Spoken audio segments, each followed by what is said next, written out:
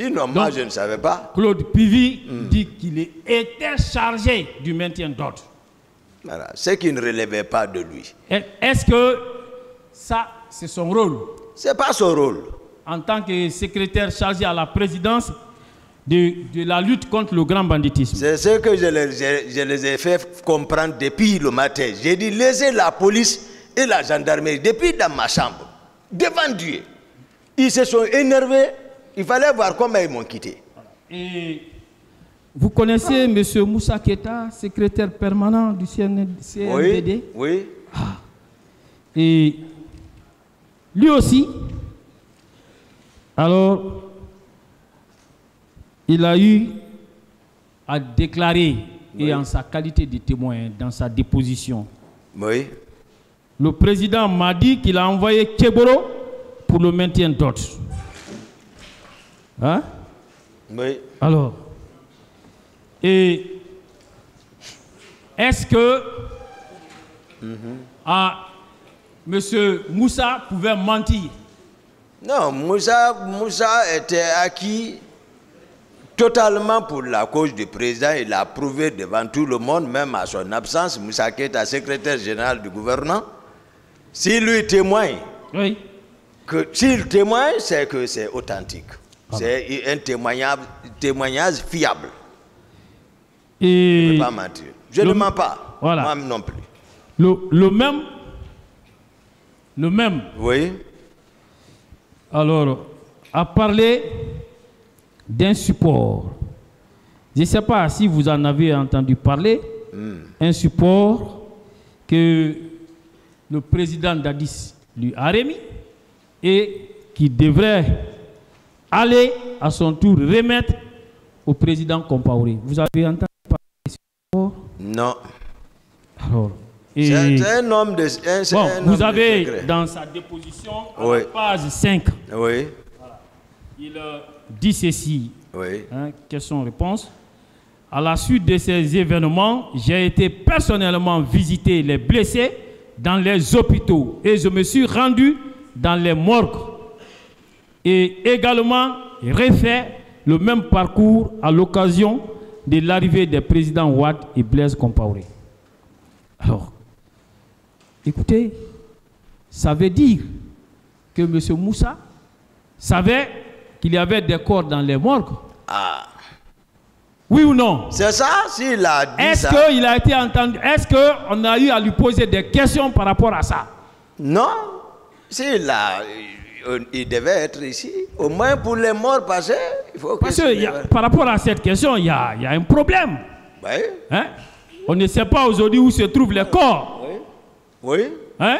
Tout à fait. Si c'est un proche du président Dadis qui dit ça, est-ce que le président Dadis lui-même pouvait être étranger à ça? Non. Moi, j'ai fini avec cette question avec Mendeleev. Très bien.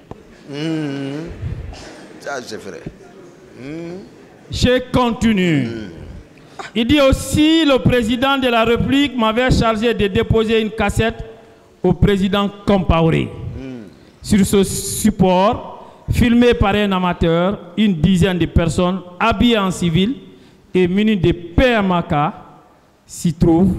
Le président de la République m'avait expliqué qu'avant d'arriver au stade, les manifestants avaient pillé le commissariat central de Dixine et emporté les armes. Alors, ça veut dire quoi? C'est-à-dire qu'il y a eu des infiltrés. Maintenant que ça a débordé, c'est devenu autrement, il faut trouver maintenant... Je vous ai dit, dès après, il y a la cellule de crise, ils ont commencé à conceptionner leur plan. Voilà, qu'est-ce qu'il faut? Ah, Toumba est parti. Ah, moi, je n'ai pas dit à Toumba de partir. Oui, il pensait que je suis parti. Donc, attention, oui, on peut le vendre. Donc, commissariat, de là-bas, on va dire que c'est les manifestants et même qui sont venus s'approprier des armes. Il y a combien d'armes dans un commissariat? Vérifiez. Monsieur... Même 2 armes, vous n'allez pas trouver dans un commissariat. Monsieur Diakité. Oui, maître. Monsieur Diakité. Maître, oui. Vous avez eu à faire des déclarations dont je voudrais revenir sur certaines. D'accord, maître. Vous avez eu à dire que ce monsieur Gono Sangaré, il y avait la présence d'une cinquantaine ou centaine de personnes. Pas cinquantaine. Voilà. Et qui étaient armés des flèches et des machettes. C'est ça. Vous le confirmez? Je le confirme. C'est ce que peut-être, puisque je ne me déplace pas sans le commandant du salon, dans les circonstances comme ça, lorsque le commandant du salon viendra, certainement, il va confirmer lorsqu'on a été là-bas. Très bien. C'est qu'il a vu et quand ils se sont cachés de nous pour revenir à 5 heures du matin. Est-ce que vous confirmez également qu'il y avait la présence de 500 hommes au niveau de la présidence qui étaient entretenus par Claude Pivy? Pas directement Claude Pivy. Oui. J'ai dit par l'intermédiaire de 2 élèves de Pivy qui Abba est direct avec le président. Est-ce que j'ai compris? Est-ce que vous confirmez? Marcel même peut parler ça parce que permettez-moi. Est-ce que vous confirmez également que il y a eu des recrues qui étaient venus et qui avaient embarqué des armes? Est-ce que vous confirmez ça? Je confirme. Très bien. Alors,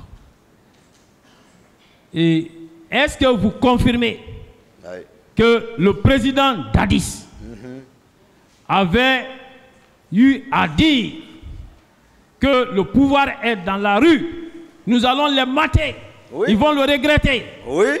Alors, dans ces conditions, lorsque tous ces actes ont été suivis des événements du 28 septembre, est-ce que monsieur le président Dadis avait-il qualité à constituer une commission d'enquête pour être jugé parti? Non. Dès lors lui-même, là où il a supposé ramasser le pouvoir dans la rue, il s'est dit encore le pouvoir est dans la rue, donc il sait qu'il perdait le pouvoir. Il a pris la responsabilité en connaissance de cause. Donc il ne peut pas lui-même désigner une commission d'enquête nationale dont le rapport final, au moment où je n'étais pas là, Toumba en est responsable. Et même le colonel Tegbro, j'avais appris qu'il était membre de cette commission encore. Est-ce que cette commission, son rapport, peut-il être crédible? Non. Très bien. Ils ont dit que c'est les leaders et Toumba, qu'ils élargissaient les leaders. C'est ça le rapport final. Moi-même, là où j'étais, j'ai pris ma bouche. J'ai dit, voici leur trahison. Et est-ce que vous saviez que la plupart des procès-verbaux, des auditions de tel ou tel, se sont inspirés de ces rapports? Est-ce que vous le savez? C'est ça. Je ne savais pas, mais c'est ce que j'ai dit. Ils sont... Parce que là-bas, Toumba. C'est ça. Voilà, c'est l'origine de Toumba. Oui. C'est pourquoi on parle de vous partout. Partout. Voilà. Il n'y a même pas où aller. Même partout en Afrique. Parce que ceux qui m'ont collé, partout où tu vas, tu es obligé de changer ton nom. Tu ne peux pas dire Toumba. On m'a fait paraître un monstre, un criminel. Moi, je suis venu de nulle part. Il y en a même qui ne connaissaient pas mon ethnie maintenant. Monsieur Diakité. Dieu seul. Monsieur Diakité. Monsieur Diakité, est-ce que si vous ne cherchez pas à sortir du pays, vous aurez connu le même sort que Begré et autres? Oui. C'était ça. C'était la charge, les rapports de force se sont créés. Maintenant, il faut finir avec lui. L'occasion est venue. Il s'est passé quelque chose entre lui et le président. Il faut finir avec lui. Et puis maintenant, couvrir le dossier là. Voilà, c'était facile de conceptionner maintenant. Dire, non seulement il a connaissance de quoi il a fait, on a voulu l'arrêter, il a touché le président, parce que lui veut l'arrêter, et ils sont lavés.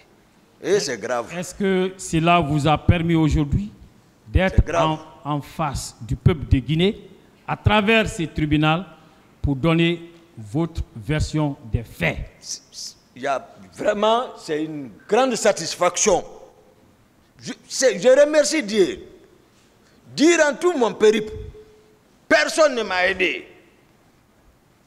Même pour sortir du pays. Personne. J'ai entendu les gens faire des allégations. J'ai même appelé maire. J'ai dit, est-ce qu'on peut porter plainte contre eux? Tel que Mandian Diabaté et Mandian Sidibé. Que Dieu le pardonne. Très bien.